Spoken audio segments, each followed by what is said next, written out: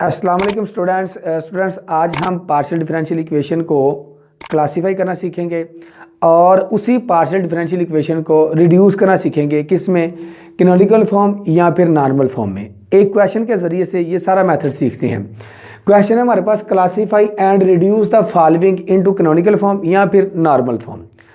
अब आपके पास पार्शियल डिफरेंशियल इक्वेशन गिवन है 3u plus 10uxy plus 3u which is equal आपके पास क्या है? 0 है। दी गई पार्शियल डिफरेंशियल इक्वेशन को इक्वेशन नंबर 1 का नाम दे दें। जो भी आपको पार्शियल डिफरेंशियल इक्वेशन गिवन होगी आपने उसको नाम दे देना इक्वेशन नंबर 1 का।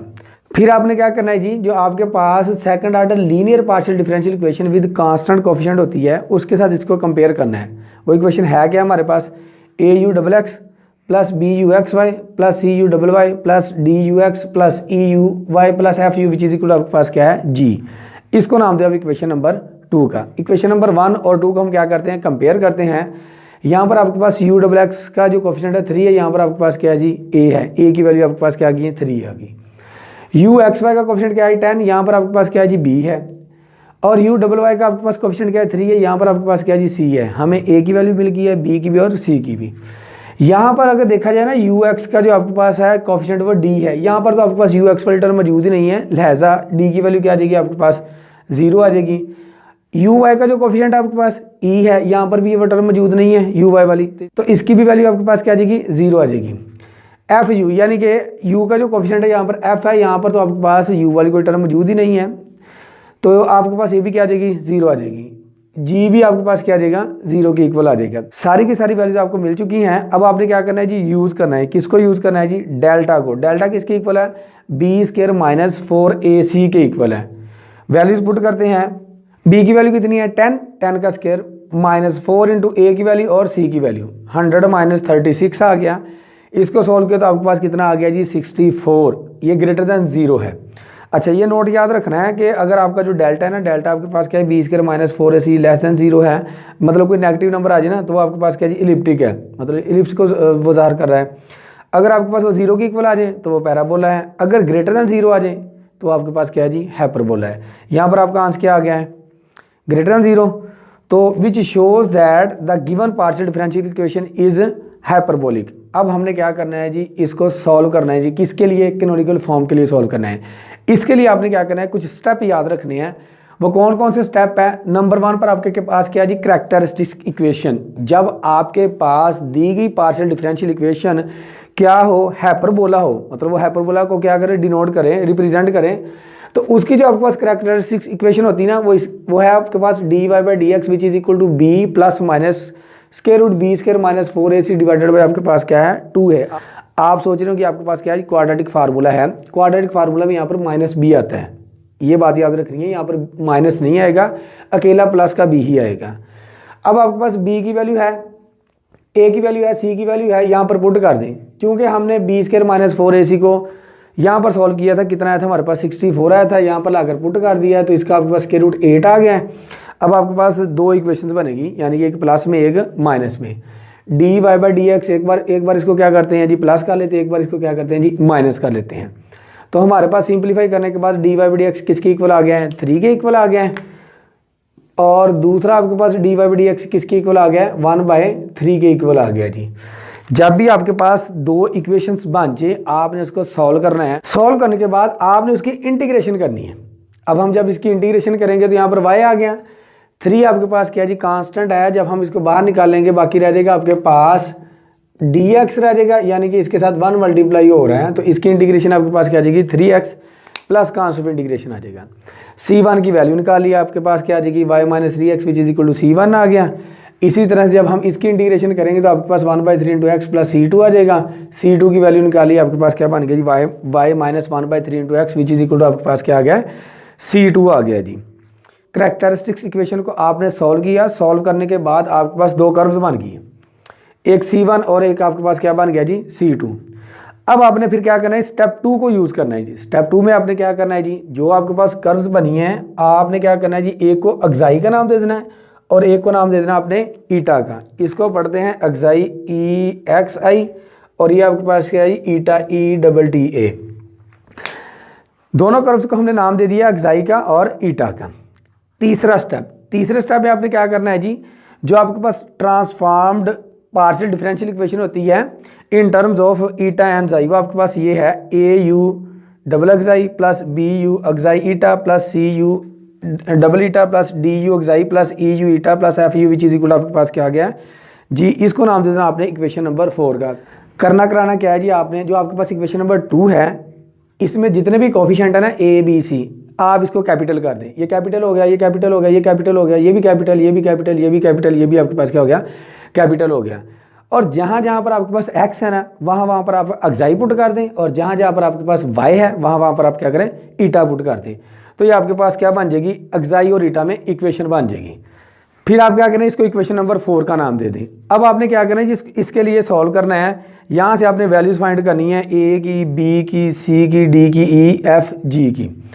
तो उसका कुछ फार्मूलाज हैं, ये फार्मूला आपने याद रखने हैं अच्छी तरह से। जो आपके पास कैपिटल ए है ना, ये किसके इक्वल होता है, ए स्मॉल ए, यानी कि एक्साई एक्स, यहाँ से बता दें मतलब एक्स के रिस्पेक्ट में हमने क्या लेना है जी, इसका पहला डेरिवेटिव लेना है, डेरिवेटिव लेने के बाद उसका स्केयर लेना है जी, plus B xi x xi y plus C xi square y, और b इज इक्वल टू आपके पास क्या है जी 2a xi x eta x plus b into xi x eta Y plus xi x eta Y plus 2c xi y eta y.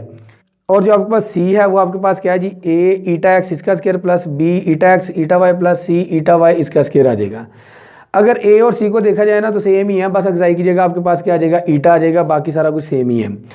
और d की value आपके पास क्या है जी a xi double X plus b xi X Y plus c xi Y Y plus d xi X plus e xi Y. और e का आपके पास फार्मूला है a eta double X plus b eta X Y plus c eta Y Y plus d eta x plus e eta Y. f जो capital f होता है वो small f के बराबर होता है, जो कैपिटल g होता है वो आपके पास क्या जी स्मॉल g के बराबर होता है। अब हम इन सभी की वैल्यूज़ फाइंड आउट करते हैं जी। हमारे पास क्या था, xi is equal to Y minus 3x था, और ईटा इज इक्वल टू आपके पास क्या था y माइनस 1/3 इंटू एक्स था। एक बात याद रखना, अगर आपके पास ये हाइपरबोला है ना तो जो पार्शियल डिफरेंशियल इक्वेशन गिवन है ना, अगर देखा जाए ना उसके जो कोफिशिएंट है अगर सारे के सारे आपके पास क्या हो कांस्टेंट हो, यहाँ पर देखें a भी कांस्टेंट है, b भी कांस्टेंट है और c भी हमारे पास क्या है जी कांस्टेंट है, मतलब इनकी वैल्यूज आपके पास क्या है जी कांस्टेंट है। अगर तो इनकी वैल्यूज आपके पास क्या हो जी कांस्टेंट हो तो आपको a और c निकालने की ज़रूरत ही नहीं है, ये ऑटोमेटिकली आपके पास क्या होते हैं ज़ीरो होते हैं इन केस ऑफ हाइपरबोला। अगर तो ये आपके पास क्या जी हाइपरबोला है और इनके जो कोफिशिएंट है वो आपके पास क्या जी कांस्टेंट हो, फिर आपको a और c निकालने की ज़रूरत ही नहीं है, ये ऑटोमेटिकली आपके पास क्या होंगे ज़ीरो होंगे। लिहाजा आपके पास a भी ज़ीरो हो गया और c भी ज़ीरो हो गया। अब b निकालते हैं, b आप इस फार्मूले से निकाल लें या फिर इस फार्मूले से निकाल लें। b इज इक्वल आपके पास क्या है जी minus into B square minus 4ac divided by आपके पास क्या है a है। तो ये वाला फार्मूला आपके लिए आसान है, इससे वैल्यू हम b की वैल्यू निकाल लिया करेंगे, बजाय इसके कि हम डेरिवेटिव लें और डेरिवेटिव लेने के बाद हमें वैल्यू पुट करें उसको प्लस माइनस करें फिर आपका आंसर आए। तो आप ये वाला फार्मूला यूज़ कर लिया करना। b इज इक्वल टू आपके पास क्या है minus into B square minus 4ac over a है। b की वैल्यू है आपके पास 4 इंटू a की वैल्यू है, c की वैल्यू है। जब आप इसको क्या करें 100 माइनस 36 करेंगे तो 64 आ जाएगा, ये माइनस आपके पास एज इट इज आ गया माइनस 64 ओवर 3 आ गया। ये आपके पास कौन सी वैल्यू आ गई है b की वैल्यू आ गई है। अच्छा बाकी वैल्यूज रहेगी हमारे पास किसकी c की सॉरी d की e की f की और g की। इनके लिए हम क्या करते हैं, अगर d के लिए देखा जाए तो हमारे पास क्या है जी जो एक्साई है इसका सेकंड डेरिवेटिव चाहिए विद रिस्पेक्ट टू x। तो एक्साई इज इक्वल टू आपके पास क्या है y माइनस 3x है। जब मैं इसका फर्स्ट डेरिवेटिव लूँगा तो माइनस 3 आएगा, सेकंड डेरिवेटिव लूँगा तो कांस्टेंट तो इसका डेरिवेटिव 0 आ जाएगा। अच्छा फिर आपके पास क्या है जी x का y के रिस्पेक्ट में भी है, एक्साई x तो हमारे पास मौजूद है, जब इसको मैं y के रिस्पेक्ट में करूँगा y वाली टर्म मौजूद ही नहीं है, लिहाजा इसका डेरिवेटिव 0 ही आना है, ये भी 0 हो गया आपके पास। हम इस तरह से करते हैं चूँकि वैल्यूज में एक्साई y भी आएगा, हम एक्साई y के रिस्पेक्ट में भी डेरिवेटिव ले लेते हैं। तो पहला 1 आ गया, सेकंड लेंगे तो आपके पास क्या आ जाएगा 0 आ जाएगा, y के x के रिस्पेक्ट में लेंगे तो आपके पास क्या आ गया ये भी 0 आ गया। मतलब डेरिवेटिव फाइंड आउट करने थे वो हमने फाइंड आउट कर लिए, वो आपको फाइंड आउट करने आते हैं। अब हम इसको सॉल्व करते हैं, हमारे पास है eta is equal to y minus 1/3 into X है। तो डेरिवेटिव फाइंड आउट करने हैं, डेरिवेटिव आपको फाइंड आउट करने आते हैं with respect to y। First derivative लेंगे 1 आ जाएगा, सेकंड लेंगे तो 0 आ जाएगा, इसी का x के रिस्पेक्ट में लेंगे तो ये कांस्टेंट का डेरिवेटिव 0 आ जाएगा। एक्स के रिस्पेक्ट में लेंगे तो वाई जीरो आ जाएगा, ये -1/3 आ गया। डबल एक्स ले लेंगे तो आपका जीरो आ जाएगा। एक्स का वाई के रिस्पेक्ट में लेंगे ये भी आपके पास क्या आ जाएगा, जीरो आ जाएगा। सारे डेरिवेटिव्स मौजूद हैं, हम क्या करते हैं जी डी और ई में पुट कर देते हैं जी। पुट करके देख लें, ये भी जीरो है आपके पास, एक्स का वाई के रिस्पेक्ट में भी है वो भी जीरो है, ये भी आपके पास जीरो है, प्लस डी एक्साई एक्स। आप सोच रहे होंगे सर ये -3 है। याद करें जब हमने इसके साथ कंपेयर किया था तो हमारे पास डी ई एफ जी ये सारे के सारे जीरो के इक्वल आए थे। वहाँ से डी की वैल्यू लेकर आएंगे और यहाँ पर जब पुट करेंगे 0 × -3 ये भी जीरो आ जाएगा, प्लस ई, यहाँ से आपके पास ई की वैल्यू क्या आई थी, जीरो आई थी। और एक्साई वाई देखा जाए तो हमारे पास क्या आया है, 1 आया। 1 को 0 से मल्टीप्लाई करेंगे तो आपके पास क्या आ जाएगा, जीरो आ जाएगा। लिहाजा आपके पास डी किसकी इक्वल आ गया है, जीरो की इक्वल आ गया जी। ई की बात करते हैं, ईटा डबल एक्स, ईटा डबल एक्स आपके पास किसके इक्वल आया है, ये जीरो की इक्वल आया, ये भी जीरो हो गया। Plus B into eta X Y, X का वाई के रिस्पेक्ट में डेरिवेटिव है वो क्या है आपके पास, जीरो आया, लिहाजा ये भी जीरो हो गया। प्लस सी इंटू ईटा वाई वाई, ये भी जीरो है, पुट कर दे तो जीरो आ गया। Plus D into eta x, x के रिस्पेक्ट में करेंगे -1/3 आएगा। जब यहाँ से डी की वैल्यू लेकर आएंगे वो जीरो आई थी, पुट करके देख लें, जीरो को मल्टीप्लाई करेंगे तो आपका आंसर जीरो आ जाएगा। प्लस ई की वैल्यू यहाँ से आपके पास क्या आई थी, जीरो आई थी। ईटा वाई, वाई का डेरिवेटिव लेंगे तो आपके पास 1 आएगा, 1 को 0 से मल्टीप्लाई किया तो आपके पास क्या आ गया, जीरो आ गया। जो आपका कैपिटल एफ होता है ना वो स्मॉल एफ के बराबर ही होता है, जो कैपिटल जी होता है ना वो स्मॉल जी के बराबर ही होता है। यहाँ से आपके पास स्मॉल एफ की वैल्यू जीरो आई थी, पुट कर दें ये कैपिटल एफ भी जीरो हो गया। यहाँ से आपके पास स्मॉल जी की वैल्यू जीरो आई थी, यहाँ पर पुट कर दें तो जी भी आपके पास क्या आ गया, जीरो आ गया। सारी वैल्यूज मैंने लिख दी हैं। इन वैल्यूज़ को हम क्या करते हैं, इक्वेशन नंबर 4 में पुट कर देते हैं। इसी के लिए सॉल्व करना था। अब सारी वैल्यूज हम क्या करते हैं, यहाँ पर पुट कर देते हैं। चूंकि यह पर बोला था तो आपके पास ए और सी ये तो ऑटोमेटिकली जीरो हो गया जी, पुट करने की ज़रूरत ही नहीं है, ये जीरो है। अब बी हमने निकाला था वो आपके पास क्या आया है, -64/3, यहाँ पर पुट कर देते हैं, ये आपके पास आ गया -64/3 आ गया। साथ में आपके पास एक्साई यू एक्साई और ईटा एज इट इज़ आ जाएगा, ये एज इट इज़ आ गया। सी की वैल्यू भी आपके पास क्या थी, जीरो थी, यहाँ पर पुट किया जीरो हो गया। डी की वैल्यू भी जीरो आई है, ई की वैल्यू भी जीरो आई है, एफ की वैल्यू भी जीरो आई है और जी की वैल्यू भी जीरो आई है। सारी की सारी वैल्यूज हम क्या किए, पुट कर दिए हैं। पुट करने के बाद आपका जो आंसर है वो ये आया है -64/3 U xi eta which is equal to आपके पास क्या आ गया, जीरो की इक्वल आ गया। ये आपके पास क्या मल्टीप्लाई जाकर जब ये डिवाइड होगा, या इस तरह से कह लें 3 से डिवाइड हो जाकर मल्टीप्लाई, जीरो से मल्टीप्लाई करेंगे जीरो आ जाएगा। 64 मल्टीप्लाई जाकर क्या हो जाएगा, डिवाइड हो जाएगा। जीरो को किसी भी नंबर पर डिवाइड किया जाए तो आपके पास क्या आता है, जीरो आ जाता है। तो आपका आंसर क्या आ गया, U xi eta which is equal to आपके पास क्या आ गया, जीरो है। ये जो आपका आंसर है ना एक्साई और ईटा में, यही आपके पास क्या है जी, कैनोनिकल फॉर्म है और आपके पास क्या है जी, नॉर्मल फॉर्म है। मैं आपको दोबारा रिवाइज कर देता हूँ। जो आपकी पार्शियल डिफरेंशियल इक्वेशन गिवन हुआ करेगी, आपने क्या करना है, उसको स्टैंडर्ड लीनियर पार्शियल डिफरेंशियल के साथ कंपेयर कर लिया करना है। आपके पास वहाँ से A B C D E F सारी वैल्यूज आ जाया करेंगी। सारी वैल्यूज आपके पास आ गई हैं। फिर आपने क्या करना है, डेल्टा को यूज़ करना है, b² - 4ac को। अगर ग्रेटर दैन जीरो होगा तो आपको पता चल गया हाइपरबोला होगा, इक्वल टू आ गया पैराबोला, लेस देन आ गया आपके पास क्या होगा, इलिप्स होगा। फिर उसके बाद आपने 2-3 स्टेप हैं, ये स्टेप याद रखने हैं। पहला स्टेप आपने क्या करना है, उसकी कैरेक्टरिस्टिक इक्वेशन है ये याद रखनी है। वैल्यूज आपके पास मौजूद होंगी ABC की, पुट कर देनी। पुट करने के बाद आपके पास 2 इक्वेशन बनेंगी।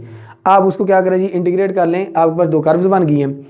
इन कर्व्स को आपने स्टेप 2 में क्या करना है, एक को एक्साई का नाम देना, दूसरे को आपने नाम देना है ईटा का। स्टेप 3 में आपने क्या करना है जी, अब आपने इक्वेशन लिखनी है, यही वाली इक्वेशन जो स्टैंडर्ड इक्वेशन आपने पढ़ी थी। पहले आपने एक्स वाई में पढ़ी है, अब आपने एक्साई और ईटा में लिख लेनी है।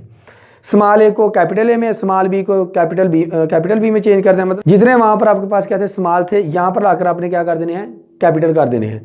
तो एक्स की जगह आपने एक्साई पुट कर देना है और वाई की जगह आपने क्या करना है, ईटा पुट कर देना। आपके पास ये इक्वेशन बन जाया करेगी। अब आपके पास जो A B C D E F G हैं, इनकी वैल्यूज आपने फाइंड आउट करनी है। इनके अलग अलग फार्मूलाज हैं, ये फार्मूलाज आपने अच्छी तरह से याद रखने हैं। और 2 कर्व्स आपके पास मौजूद हुआ करेंगे, आपने उनके डेरिवेटिव से ले लिया करने हैं। डेरिवेटिव लेने के बाद आपने क्या करना है, इसमें पुट करना है। पुट करने के बाद आपने इसको सॉल्व करना है। सॉल्व करने के बाद आपका जो भी आंसर है, जितनी वैल्यूज हैं, आपने क्या करना है जी, जो आपके पास ट्रांसफॉर्म्ड पार्शियल डिफरेंशियल इक्वेशन होगी उसमें पुट कर देना है। उसमें पुट करने के बाद आपने इसको सिंप्लीफाई करना है। सिंप्लीफाई करने के बाद आपके पास जो इक्वेशन बना करेगी वो आएगी आपके पास एक्साई और ईटा में ही। हर बार आपका आंसर एक्साई और ईटा में ही आएगा। इसको आपने क्या नाम देना है, कैनोनिकल फॉर्म का।